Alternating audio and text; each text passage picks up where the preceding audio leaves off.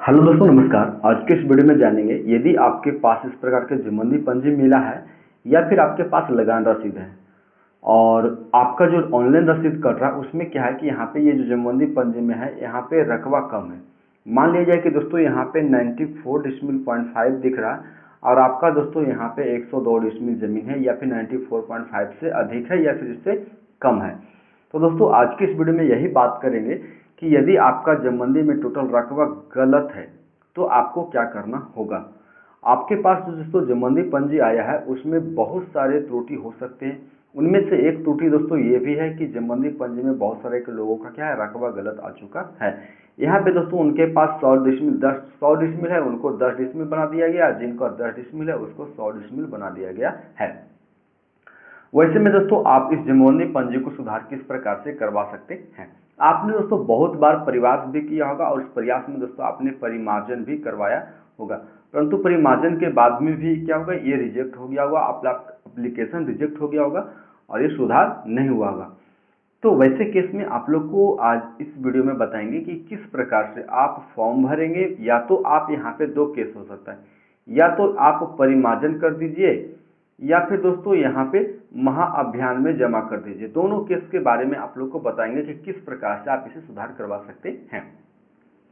सबसे पहले यहाँ पे आप लोग को बता दूं कि यदि आपका यहाँ पे जमंदी में टोटल रकबा गलत है और आपका दोस्तों जमीन दोस्तों मान लिया ये जो एक खेत है, इस खेत को दो प्रकार से होता है। सबसे पहला तो या तो दोस्तों ये जमंदी पंजी में यहाँ पे यहाँ पे हो सकता है दोस्तों, या तो खतियानी जमीन हो सकता है या फिर ये केवाला हो सकता है, केवाला हो सकता है। तो वैसे केस में दोस्तों आप लोग को दोनों के केस में अलग अलग डॉक्यूमेंट यहाँ पे देना होगा। दोस्तों आप लोग का जो यहाँ पे जमंदी पंजी में जब आप परिमार्जन कर रहे होंगे तब आपका यहाँ पे रिजेक्ट कर दिया जा रहा था। क्यों ये रिजेक्ट आखिर क्यों हो रहा था? इसका कारण था कि दोस्तों इस जमंदी पंजी को सुधार करने के लिए जो डॉक्यूमेंट आपको देना है वो आप यहाँ पे डॉक्यूमेंट अपलोड नहीं कर रहे हैं, जिसके कारण इसे रिजेक्ट कर दिया जा रहा है।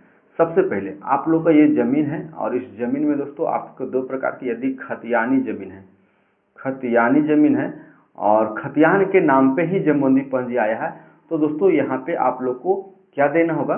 और यदि आपके पास ये जमीन है और ये खतियानी जमीन आपके पूर्वज के है और बंटवारा से प्राप्त हुआ है या फिर दोस्तों केवाला से प्राप्त हुआ है, तो आप लोग को क्या करना होगा, इनके बारे में भी आप लोग को बताएंगे कौन कौन से डॉक्यूमेंट दे सकते हैं। सबसे पहले बात करते हैं कि यदि आपका ये जमीन खतियानी है, खतियानी दोस्तों खतियानी का डॉक्यूमेंट और कुछ नहीं होगा दोस्तों, ओनली फॉर एक डॉक्यूमेंट होता है, उसका खतियान होता है और उसका लगान रसीद होता है। लगान रसीद होता है और उसका डिमांड हो सकता है। क्या होता है? डिमांड।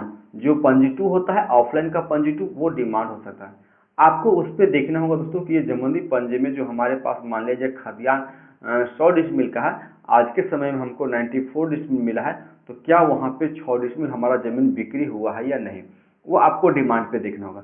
यदि दोस्तों आपका डिमांड पे कोई भी प्लॉट बिक्री नहीं हुआ है तो दोस्तों आपको 100 डिसमिल आपको मिलने वाला है।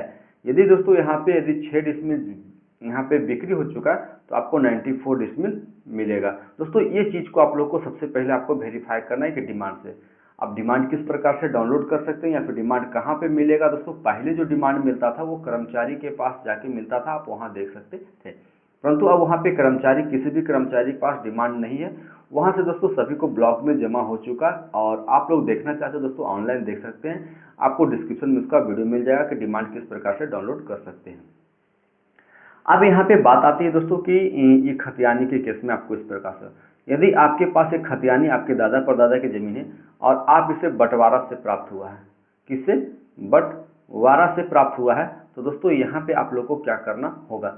सबसे पहले बंटवारा से यदि आपका जमीन प्राप्त हुआ है तो आपको यहाँ पे यदि जमंदी पंजी में सुधार करना है तो देखना होगा सबसे पहले कि हमको बंटवारा कितना होके मिले हैं। बंटवारा शेड्यूल देखना होगा और उसके बाद बंटवारा होने के बाद जब आपको जमीन बंटवारा हुआ था उस समय केस यानी कि मोटेशन जो हुआ था, मोटेशन केस नंबर से आपको वहाँ पे बंटवारा का शुद्धि पत्र निकालना होगा। बंटवारा का शुद्धि पत्र, यदि शुद्धि पत्र निकाल लेते हैं तो ठीक है, तो उससे पहले आपको क्या करना होगा, आपके जमंदी पे बंटवारा होने के बाद जो मोटेशन केस नंबर मिला होगा उस मोटेशन केस नंबर से आपका एक जमंदी पंजी बना होगा, उस जमंदी पंजी पे जाके देखना होगा कि हमारे पास इतना ज़मीन आया, या फिर दोस्तों 100 डिसमिल हमारे पास ज़मीन आया। यदि 100 डिसमिल ज़मीन आया और इतनी ज़मीन दी, तो फिर से आपको देखना होगा कहीं 4 डिसमिल या 6 डिसमिल आपने ज़मीन बेच तो नहीं दिया है। तो दोस्तों आपको सबसे पहले, यदि आप ज़मीन बेच दिए हैं तो आपको कुछ नहीं करना, परंतु यदि आपका ज़मीन नहीं बेचे हैं और आपके केस में ऐसा आया है, तो सबसे पहले आपको यहाँ पे बंटवारा शेड्यूल लगाना होगा। बंटवारा शेड्यूल का कॉपी लगा कर आपको आवेदन करना होगा, या तो आप परिमार्जन कर दीजिए या फिर राजस्व महाअभियान में जमा कर दीजिए। दूसरा, बंटवारा के बाद जो मोटेशन हुआ है उस मोटेशन का शुद्धि पत्र आपको देना होगा। क्या देना होगा? शुद्धि पत्र आप लोग को देना होगा। 2 चीज हो चुका। तीसरा, आप यदि डिमांड जो है, आपका डिमांड आप स्कैन करके लोड कर लिए तो वो भी आप लगा सकते हैं।